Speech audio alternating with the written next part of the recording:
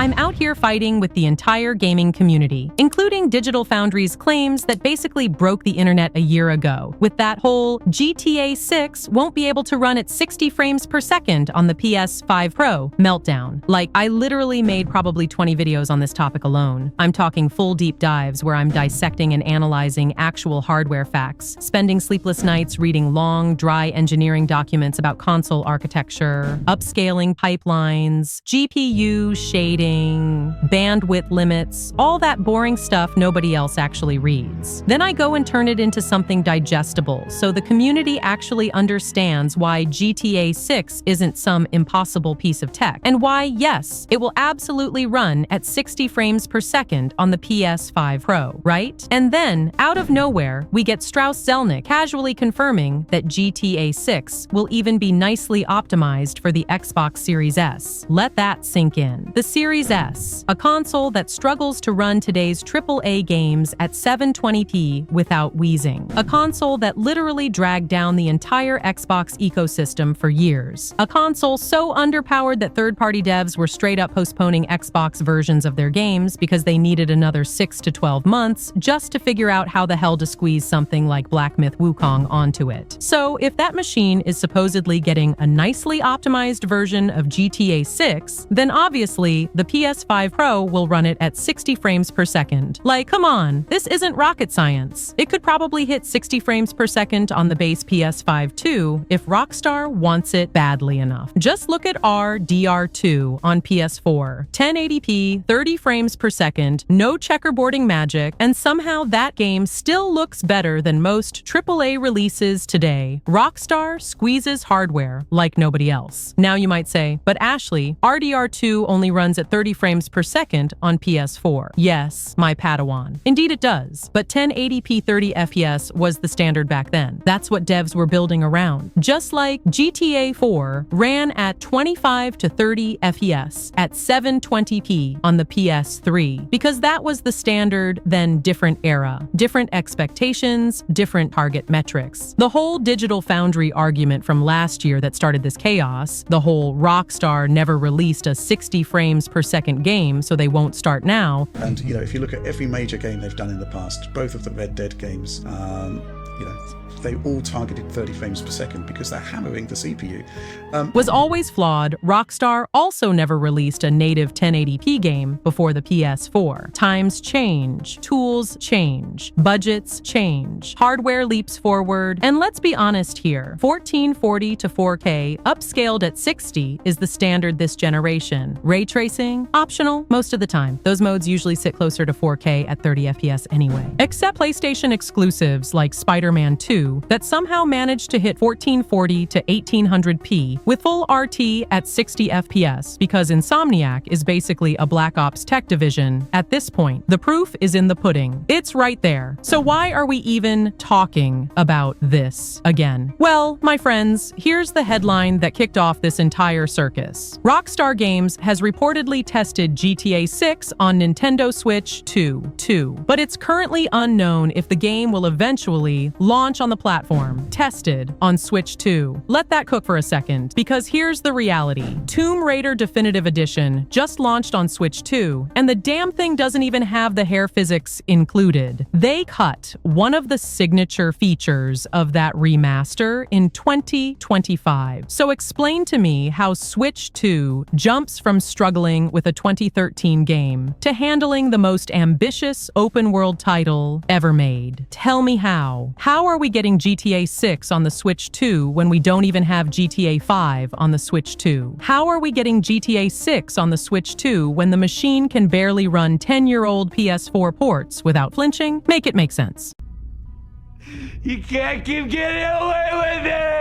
So, Sony quietly dropped this new PlayStation-branded monitor, and it's kind of a weird one. It's a 27-inch quad HD screen at 240 Hz, and the big gimmick is this little swing-down hook so you can hang your controller on it like a coat rack. Cute idea, sure, but the specs feel a bit all over the place. Because here's the thing, if this monitor is meant for PS5 players, why go so hard on 240 Hz? There isn't a single PS5 game game on the planet hitting that refresh rate. Not even close. Most PlayStation titles these days aim for 4K 60 or 1440p 60 or maybe 120 Hz if you're lucky. So pushing Quad HD at 240 Hz feels like they designed this for PC players first and slap PlayStation branding on it after the fact. Sony even says it only supports up to 120 Hz when actually connected to a PS5. So half the headlined specs are basically PC only. It's just a strange choice for something they're presenting as a PlayStation display. And honestly, gaming monitors all share the same panels anyway. LG or Samsung builds the panel, then different brands just stick it into different casings and call it something new. So whatever Sony is using here, I'd bet it's the same panel you can already find in several other monitors on the market for less money. The exclusive part is really just the plastic shell and that little controller hook. And then Sony kept going. They announced new Pulse Elevate wireless speakers. And these are actually more interesting. They work with PS5, PC, Mac, and even the PlayStation Portal. They support Bluetooth and PlayStation Link. They come in black or white, and they're dropping in 2026. No price yet, which usually means brace yourself. The cool thing is you can keep them docked on your desk while they charge, or you can pull them off and use them in portable mode. Sony says they last hours, which is hilariously vague, but sure. They've got planar magnetic drivers, built-in woofers, an integrated mic with noise reduction, and they support 3D audio. So yeah, the tech sounds nice on paper. These speakers join the Pulse Elite headset and the Pulse Explore earbuds. The earbuds are $200, the headset is $150, so you can kind of guess where Sony might land with the speakers. Let's just say they aren't going to be cheap. So that's Sony's new lineup, a PlayStation-themed monitor that doesn't quite know who it's for, and a pretty slick pair of wireless speakers that could be fun depending on the price tag. And that's where I want to hear from you. Would you actually buy this monitor? Does the controller hook matter to you? Do you prefer 1440p or 4K on PS5 anyway? Or are you just going to stick with your current display and wait for something that makes more sense? Same thing with the Pulse Elevate speakers. Do you like this whole PlayStation ecosystem on your desk idea? Or does it feel unnecessary? I'm honestly curious what the majority thinks, because sometimes Sony drops something weird and people end up loving it, and other times, yeah, it's just weird.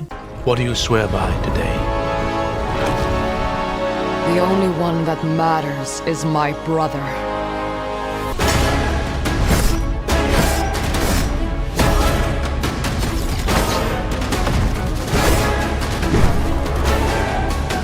So, Echoes of the End is kind of funny to talk about because, like, in a world where every new game is desperately trying to be the next massive cinematic universe, this one just rolls up, shrugs, and goes, nah, bro, we're chill. And honestly, that's kind of refreshing. Yeah, the game has an epic war story in the background, and it throws a bunch of fantasy terms at you right away that you'll absolutely forget by the next cutscene. But the vibe, the actual gameplay loop, feels more like something straight out of the PlayStation 3 and Xbox 360 era. And trust me, that's not an insult. It's got that old school focused energy where the game isn't trying to reinvent the wheel, it's just trying to make a good one. So you play as Ren, this magic-using warrior girl, and you're basically out in the countryside with your brother Core, doing what feels like a routine checkup mission. Then, obviously, everything goes to hell. You stumble into soldiers from the neighboring kingdom, Rendale, and one of them is literally also named Renlight. Of course, the evil version of you shows up, right? And she's figured out how to blow up your country's protective wards from the inside. Things escalate. Core gets kidnapped, and Ren ends up teaming up with this wandering scholar dude named Abram. He knew her father, he talks like he reads old books before bed, and he's basically the emotional support friend who keeps the journey from feeling like a full-on panic attack. And honestly, this is where the game shines. The story itself doesn't do anything crazy, but the characters and the way they bounce off each other feels real. You watch Ren go from cold and guarded to actually letting people in. You get little pieces of family trauma, weird sibling tension, and regrets tied to their father. You watch Abram slowly become her guy, her partner in all this horror. You feel the friendship grow in real time as the two deal with an invasion that's inching closer every chapter. It hits harder than you'd expect. The only thing that kinda sucks is the villains. You barely see them. Most of the time, you're just fighting nameless soldiers who look like they copy-pasted each other. They don't add much flavor flavor. Now, gameplay. It's fine. Solid. Doesn't try too hard. Think of it like a Souls-like that someone put on normal human being difficulty. You fight 2 to 5 enemies at a time. You've got dodges, parries, magic abilities, and a pretty clear rhythm to combat. Nothing too sweaty. Abram actually helps you out in fights too. He'll stun enemies, hold someone down for you, and you can even upgrade him in the skill tree. So he's not just a background character yelling, "Look out!" Every 5 seconds, Ren's magic is all gravity-based, so you can pull enemies, push them, smash them into each other. It's pretty fun, especially when you chain stuff together, but a lot of the abilities are just stronger versions of what you already have. So don't expect crazy experimentation. The biggest issue with the combat is honestly the enemies. They're kinda boring. Most soldiers don't have special behaviors or cool tricks, so fights can feel repetitive unless you're up against a boss or a unique enemy type. The game switches things up though. Instead of just fight, fight, fight non-stop, it throws puzzles and little platforming sections between encounters. And this part is surprisingly good. You and Abram actually have to work together to solve some of these. And it feels like the devs really tried to pace things out, so you're not overwhelmed. It gives the characters room to talk, which is honestly the main thing the game has going for it. And visually, this thing is gorgeous. You can tell the devs know it too because they constantly give you stand right here and admire the world. Moments mountains, ruined towns, creepy caves, all that good stuff. And on PC, it runs well, aside from a couple hiccups in the first chapter. After that, it's butter. The soundtrack's chill, mostly atmospheric, but when it needs to go big, it goes big. So yeah, Echoes of the End feels like a studio's first big swing, and it's a pretty strong one. The story does enough to keep you hooked, the characters carry the emotional weight, the gameplay mixes things up just enough to stay fun, and the whole adventure wraps up before it ever starts dragging its feet. About 14 hours, give or take. It's not the next groundbreaking masterpiece, but honestly, that's kind of what makes it cool. It knows what lane it's in, and it stays there confidently. If you want the next massive open-world addiction, this isn't it. But if you want something focused, heartfelt, and straight up nice to play for a weekend, then yeah, Echoes of the End kinda nails that.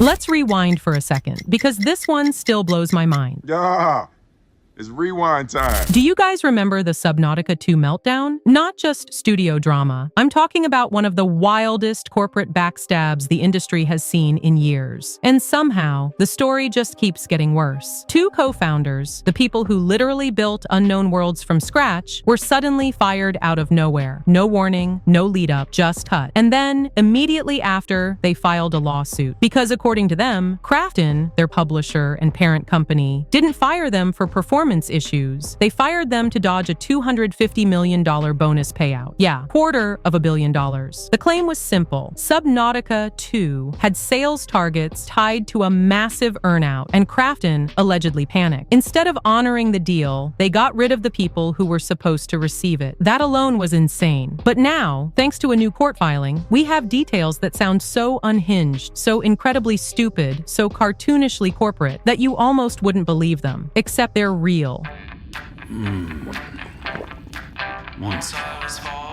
So here's where things go from corporate shady to you can't be serious. The new filing lays everything out. According to the founders, Krafton wasn't just aware of their roles, their responsibilities, or the deadlines on Subnautica 2. They were perfectly fine with all of it, right up until they realized they might actually have to pay out that $250 million bonus. And that's when the paranoia kicked in. The filing claims Krafton started actively looking for ways to cancel the earnout, not renegotiate, not restructure, straight up trying to find a loophole big enough to shove a $250 million payout through. And this is the part everyone is talking about. The founders say Krafton's CEO literally went to ChatGPT for advice on how to avoid paying them. I'm not joking. This man allegedly asked an AI chatbot, "Hey, how do I get out of paying my executives $250 million?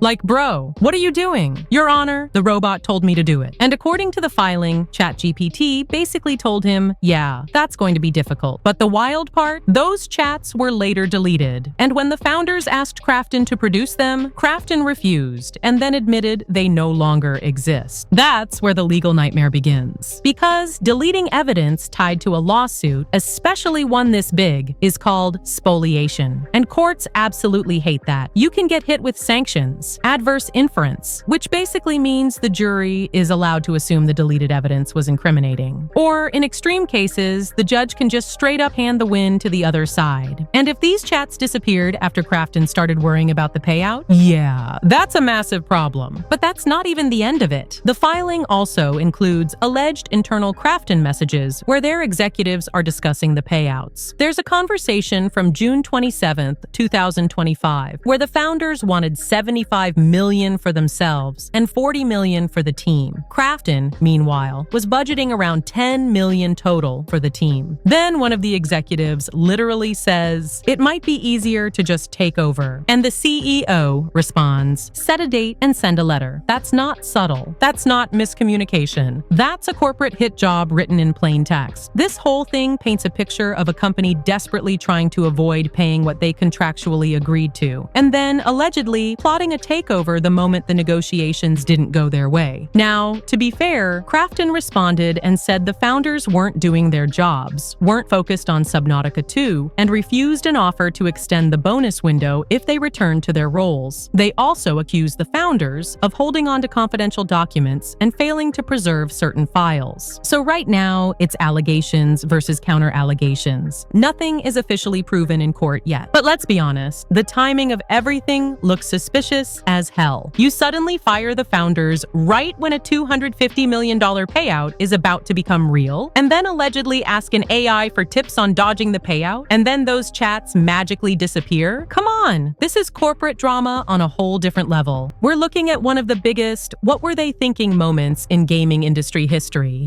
Hardware is absolutely core to everything that we do at Xbox, because we know that our most valuable players, the people who love Xbox, love the hardware experience.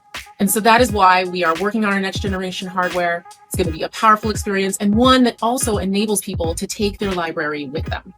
And that's what's really important here as well, is that we know that while people want to play their library absolutely on the console, they also want to be able to play it on PC or stream it around the cloud. And so the Xbox experience starts with the console, but then gives something to people that they can experience across all screens if they choose to, bringing their library, their community, their identity, and the store with them everywhere they go.